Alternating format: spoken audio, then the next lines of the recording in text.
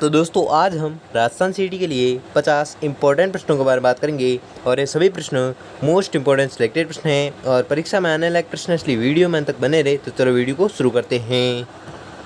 आपका पहला सवाल है कि राजस्थान में पुलिस विश्वविद्यालय किस जिले में स्थित है? तो आपको याद रखना है यह स्थित है जोधपुर जिले में। ठीक है, तो कौन सा विश्वविद्यालय? पुलिस विश्वविद्यालय। अगला सवाल है कि वृद्ध राजस्थान के प्रथम मुख्यमंत्री कौन थे? तो आपको याद रखना है यह मुख्यमंत्री थे हीरालाल शास्त्री। ठीक है, हीरालाल शास्त्री थे जो वृद्ध राजस्थान के प्रथम मुख्यमंत्री थे। अगला सवाल है कि गैर जिम्मेदार मिनिस्टरों कुर्सी छोड़ो आंदोलन अलवर में कब व किसके नेतृत्व में शुरू किया गया? तो आपको याद रखना है यह शुरू किया गया था 9 अगस्त 1946 को। और किसके नेतृत्व में? शोभाराम कुमावत के नेतृत्व में।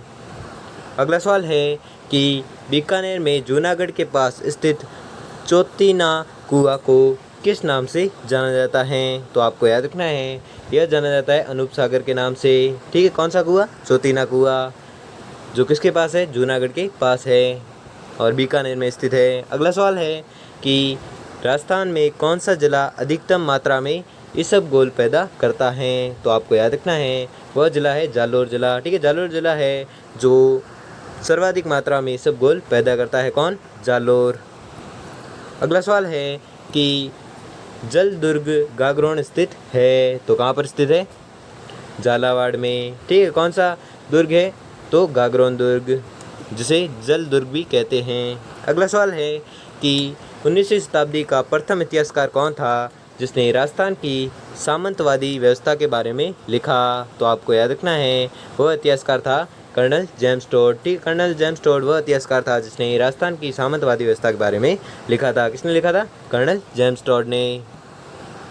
अगला सवाल है कि पुष्कर झील के किनारे 52 घाट बने हुए हैं जिनमें सबसे बड़ा घाट गांधी घाट है और इसे किस नाम से जाना जाता है? तो आपको याद रखना है यह जाना जाता है जनाना महिला घाट। ठीक है, जनाना या महिला घाट के नाम से जाना जाता है।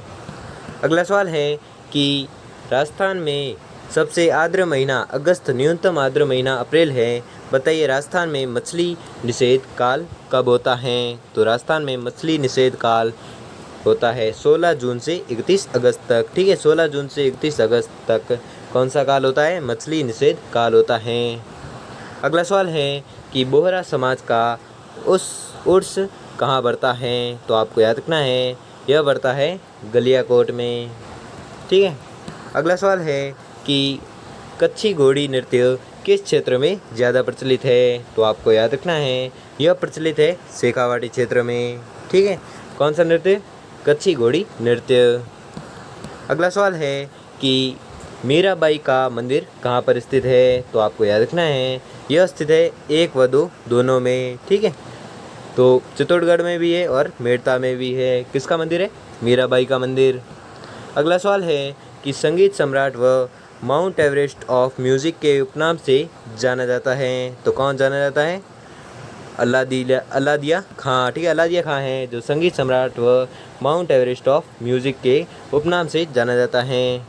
अगला सवाल है कि कोटा खुला विश्वविद्यालय का वर्तमान नाम क्या है? तो आपको याद रखना है इसका वर्तमान नाम है वर्धमान महावीर खुला विश्वविद्यालय। ठीक है, वर्धमान महावीर खुला विश्वविद्यालय है किसका नाम? कोटा खुला विश्वविद्यालय का नाम।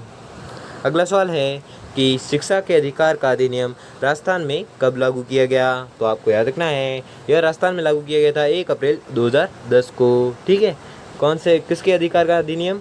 शिक्षा के अधिकार का अधिनियम।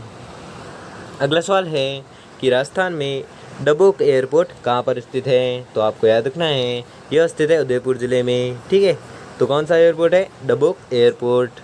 अगला सवाल है कि सनसेट के दृश्य निहारने के लिए पर्यटक को राजस्थान के किस नगर में जाना चाहिए?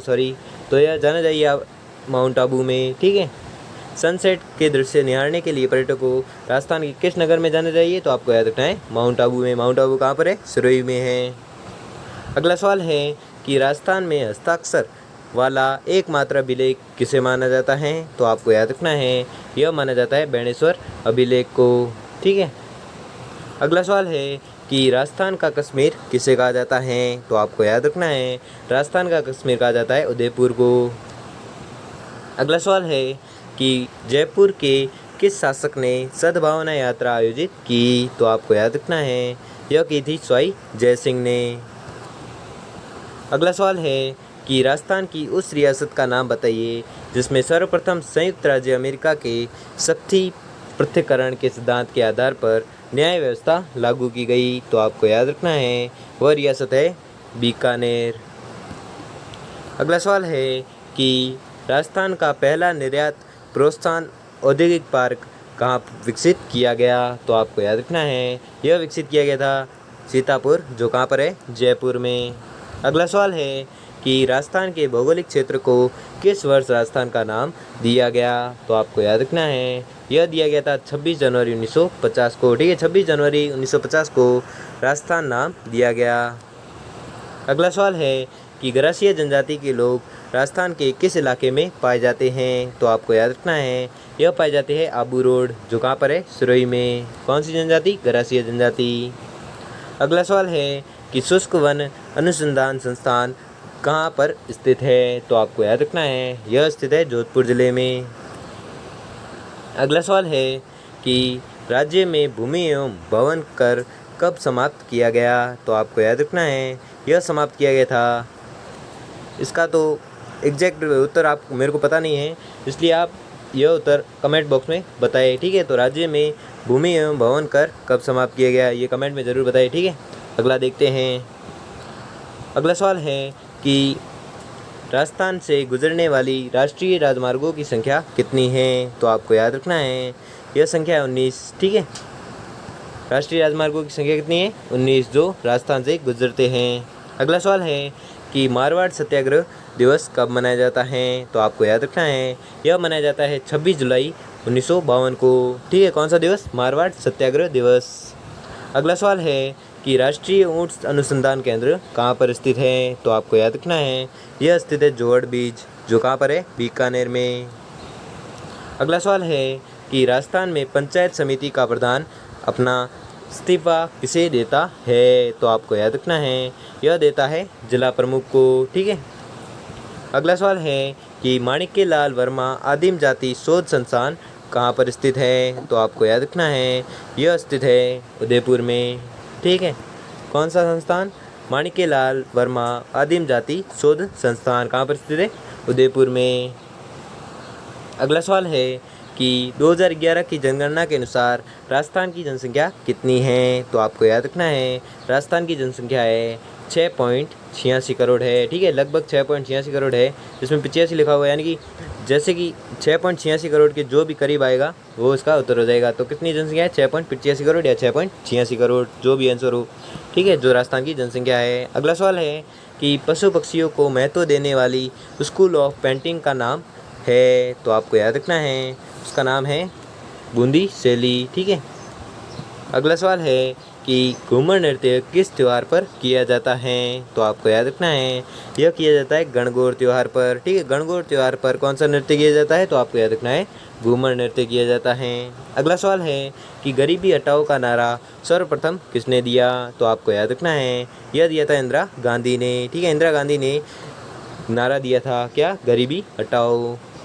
अगला सवाल है कि बैंक ऑफ राजस्थान का विलय किस बैंक में किया गया, तो आपको याद रखना है यह किया गया था ICICI बैंक में किया गया था। अगला सवाल है कि आदिवासी सभ्यता में लोकाई का आशय है, तो लोकाई का आशय क्या है? मृत्यु भोज। अगला सवाल है कि किस वृक्ष को थार का कल्प वृक्ष कहा जाता है, तो आपको याद रखना है थार का कल्प वृक्ष कहा जाता है खेजड़ी को। अगला सवाल है कि पीवड़ा प्रजाति है, तो आपको याद रखना है पीवड़ा प्रजाति है सांप की। अगला सवाल है कि किस अभिलेख ने महाराणा कुंभा के लेखन पर प्रकाश डाला, तो आपको याद रखना है यह डाला था कुंभलगढ़ शिलालेख ने। ठीक है, कुंभलगढ़ शिलालेख ने महाराणा कुंभा के लेखन पर प्रकाश डाला था। अगला सवाल है कि धरती दोहरा रही गीत के रचयिता कौन थे, तो आपको याद रखना है यह रचयिता थे कन्हैयालाल सेठिया, जिन्होंने गीत लिखा था क्या? धरती दोहरारी या रचना की थी। अगला सवाल है कि कूच मादी आखर ग्रंथ के लेखक है, तो आपको याद रखना है यह लेखक है रामेश्वर दयाल श्रीमाली, जो कूच मादी आखर ग्रंथ के लेखक है। अगला सवाल है कि चीनी यात्री ह्वेनसांग ने बीनमाल को क्या नाम दिया, तो आपको याद रखना है बीनमाल को नाम दिया पोलो मिलो। अगला सवाल है कि 1809 में ईस्वी में मराठा सरदारों द्वारा किस झील का पुनरुद्धार करवाया गया, तो आपको याद रखना है यह करवाया गया था पुष्कर झील का। ठीक है, और कब कराया गया? 1809 में। और किसके द्वारा? तो मराठा सरदारों के द्वारा। अगला सवाल है कि राजस्थान का लोकवाद्य है, तो आपको याद रखना है लोकवाद्य है उपयुक्त सभी। मोरचंग, नगाड़ा, नौबत ये तीनों ही हैं जो राजस्थान का लोकवाद्य है। अगला सवाल है कि कवि चंद्रवरदाई की रचना का नाम है, तो आपको याद रखना है रचना का नाम है पृथ्वीराज रासो।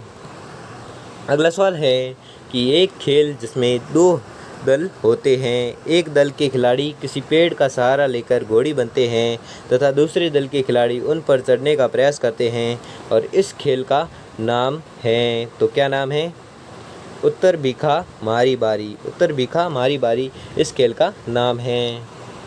अगला सवाल है कि किस किले के लिए कहा गया है कि अन्य सब किले नंगे हैं जबकि यह बख्तरबंद हैं, तो आपको याद रखना है यह कहा गया है रणथंभौर किले के लिए।